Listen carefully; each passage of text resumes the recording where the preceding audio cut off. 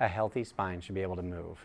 Now, look, I've been a PT for almost 20 years, and back when I started, it was always about neutral spine and keeping people kind of like locked in this neutral spine. But there really wasn't any conversation about, well, yeah, but at some point you need to like restore that motion and get them back doing all these things and yada yada.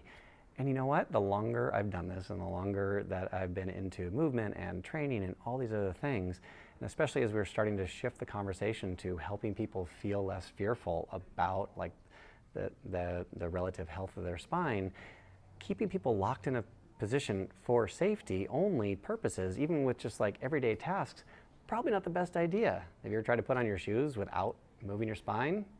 It's super hard. And it's also not super practical.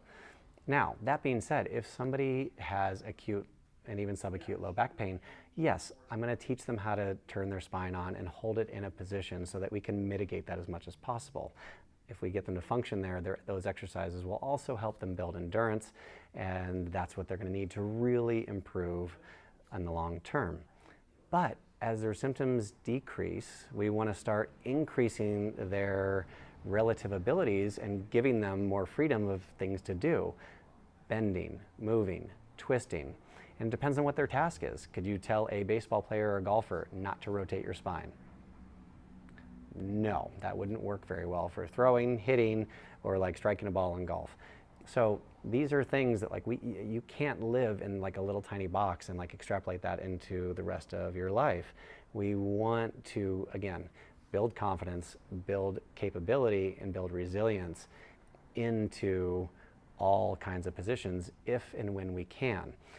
So that is going to be the goal of trying things in different positions and being okay letting your spine move for normal everyday tasks.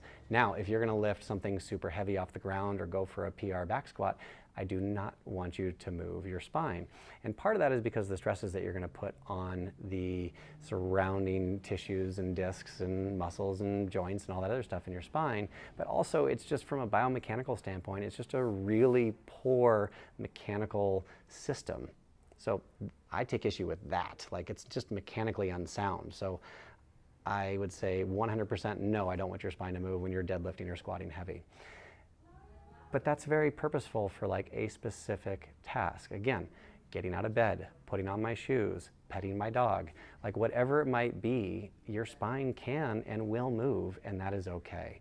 And again, we need to get everybody to a point where through the rehab process and through training and through repeated exposure and through helping them build confidence, that they also understand that that's okay, because that is ultimately how you're going to get back to living a normal life.